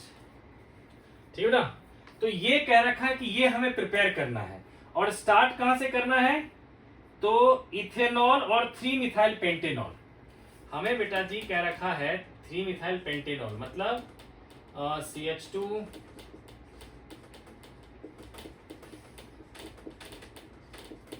एक तो ये, और दूसरा लेना है बच्चे हमें C2H5OH। कह रखा इन दोनों से स्टार्ट करते हुए आपको वो बनाना है। ठीक है बच्चों, तो आपको बेटा जी विलियमसन सिंथेसिस में क्या पता है कि बड़े वाले ग्रुप के साथ ONA बना लो और छोटे वाले ग्रुप के साथ क्या है हैलाइड लेना है ना। तो बेटा क्या करना पड़ेगा, इसमें मुझे H को हटा करके Na लाना पड़ेगा। तो आप क्या करो, सिंपल Na से रिएक्ट करवा दो, सोडियम मेटल है ना बेटा, एसिडिटी में रिएक्शन लिखवाया था तो क्या बन जाएगा ये CH3 CH2 CH3 है ना, CH2 O minus Na plus है ना बच्चे। अब इस पर बेटा जी हमने क्या डाल दिया SOCl2, तो क्या बन जाएगा ये C2H5Cl। ठीक है, तो अब बच्चे इन दोनों को मिला दोगे है ना, इन दोनों को मिला दोगे तो ये बन जाएगा हमारा। ठीक है, सुना बेटा, हमें इसका एल्काइल हैलाइड चाहिए था, इससे ONA चाहिए, दोनों मिलाकर के बना दिया। अब बेटा जिसका फर्स्ट था, अब देखते हैं इसका सेकंड। सेकंड में क्या रखा है बेटा, which of the following is an appropriate set of reaction. तो बेटा इसमें देखो आप, एक में हैलाइड लगा रखा है बेटा बेंजीन पे और एक में बेटा जी ONA लगा रखा है बेंजीन पे। तो मैंने क्या कहा था बच्चों, बड़े वाले ग्रुप पे ONA होना चाहिए, यानी कि ये जो सेकंड वाला है हमारा उसी से बेटा इथर बन जाएगा। ठीक है, अब बेटा यहाँ जो कुछ रिएक्शन दे रखा है उसमें फोर्थ सिर्फ देखने वाली बात है बेटा। फोर्थ में देखो बेटा, एक तरफ 3 डिग्री है और एक तरफ 1 डिग्री है, तो क्या होगा बेटा 3 डिग्री के साथ चला जाएगा हैलाइड यानी कि I और 1 डिग्री के साथ OH। ठीक है बेटा, और उसके ऊपर है बेटा जी थर्ड में OC2H5 पे HNO3, तो बेटा HNO3 और H2SO4 जहां भी रहेगा वो क्या बनाएगा, NO2 ग्रुप लगाएगा। ठीक है, ठीक है बच्चे, तो ये बेटा जी हो गया इसका खत्म। अब देखो बेटा जी मैं आपको फटाफट बताता हूं, ठीक है, कि कुछ क्वेश्चंस क्या क्या दे रखा है जो बहुत ही इजी क्वेश्चंस है। ठीक है, तो बेटा जी इसमें से सबसे लास्ट से चलते हैं हम लोग, जो मुझे लगता है कि मुश्किल है ना। उसमें से बेटा एक है 11.33 जो लास्ट क्वेश्चन है वो। ठीक है, इसके अलावा बेटा जी सारे के सारे जो है आसानी है। ठीक है, तो बेटा जी मैंने जो कहा था पीछे क्वेश्चन है कि सेकेंडरी अल्कोहल और टर्शियरी अल्कोहल से हम लोग नहीं बना सकते ईथर को, वो क्वेश्चन नंबर बेटा जी एक्सरसाइज में 11.27। ठीक है, जिसके लिए मैंने मार्क भी करवा दिया था। ठीक है, जिसमें कह रखा है कि सेकेंडरी और टर्शियरी अल्कोहल से ईथर क्यों नहीं बना सकते, तो हम मार्क करवा दिया था कि उसमें जो कार्बोकेटाइन फॉर्म होता है बच्चे, ठीक है, उसके लिए एलिमिनेशन कंपीट कर जाता है हमारा सब्स्टिट्यूशन पे, इसीलिए सेकेंडरी टर्शियरी अल्कोहल यूज नहीं करते। तो हम लोग करते हैं बेटा question 11.33 from back exercise questions. ठीक है, तो देखो बच्चों इसमें जितने भी क्वेश्चंस है बहुत ही आसान है, तो इसीलिए मैंने इसके सारे क्वेश्चन सोचा कि नहीं करवाऊं। ठीक है, क्योंकि आप लोग से हो भी जाएंगे। फिर भी अगर आपको प्रॉब्लम हो, अगर कमेंट बेटा जी आएगा कि हाँ सर मुझे फिर भी करवा दो आप, तो मैं करवा दूंगा। ठीक है बेटा, तो बेटा 11.33 बैक एक्सरसाइज की क्वेश्चन कह रहा हूं। ठीक है, इसमें क्या रखा है ये कि मॉलिक्यूल है हमारे पास CH3 CH CH3 फिर है CHOH है ना, उसके बाद बेटा जी CH3। अब क्या रखा है इस पर अगर मैंने HBr डाल दिया तो बन जा रहा है ये product CH3 CBr CH3 CH2 CH3। कर ऐसा कैसे, उसका मैकेनिज्म बताओ है ना बच्चों। देखो बेटा मैकेनिज्म में क्या करेंगे, पहले एसिड का डालेंगे H+, तो कहां पर जाएगा बेटा O पे जाएगा, तो प्रोडक्ट क्या बनेगा CH3 CH CH3 CH OH2+ है ना CH3। अब आपको पता है कि H2O निकल जाएगा इसमें से, क्योंकि बेटर लिविंग ग्रुप है, तो क्या बनेगा CH3 CH CH3 CH positive CH3। अब देखो बेटा, यहाँ जो कार्बोकेटाइन बना है हमारा, उसके पास हाइपर कॉन्जुगेटिव हाइड्रोजन एटम कितने हैं? कहोगे सर 3 और 1 4। तो ये क्या करेगा, अपने आप को रीअरेंज करेगा। ये सोचेगा अगर मैं यहां पे चला जाता हूं तो मेरे पास हाइपर कॉन्जुगेटिव हाइड्रोजन कितने हो जाएंगे? 2 3 5 3 8। तो बहुत ज्यादा स्टेबल हो जाएगा। तो ये अपने आप को रीअरेंज कर लेगा। तो या तो आप इसको लिख सकते हो शॉर्टकट में रीअरेंजमेंट, है ना, रीअरेंजमेंट, या लिख सकते हो 1,2 हाइड्राइड शिफ्ट, हाइड्राइड शिफ्ट। क्योंकि बेटा जब कार्बोकेटाइन बन जाता है तो वो सोचता है एक स्टेप लेफ्ट लेकर देखता हूं, एक स्टेप राइट लेकर देखता हूं, जिसमें ज्यादा स्टेबल होगा मैं उसी में चला जाऊंगा। तो क्या होगा, इसका H चला जाएगा यहां पर और इसका पॉजिटिव यहां। तो मॉलिक्यूल बन जाएगा बच्चे CH3 C positive, CH3 CH2 CH3, है ना। और फिर इस पर बेटा जी डालेंगे हम लोग Br माइनस, तो ये बन जाएगा। ठीक है, तो बेटा इसके बहुत ही सिंपल सिंपल सा बाकी का रिएक्शन है बेटा। ठीक है, तो मैं उम्मीद करूंगा बेटा आपसे हो जाएंगे। ठीक है, अगर फिर भी कोई प्रॉब्लम हो तो बेटा कमेंट बॉक्स खुला हुआ है बेटा। जो पीछे का मैंने करवा रखा हेलोइलिन का, उसको बेटा जाकर जरूर देख लेना। मिलते हैं आपसे नेक्स्ट वीडियो में। Thanks for watching.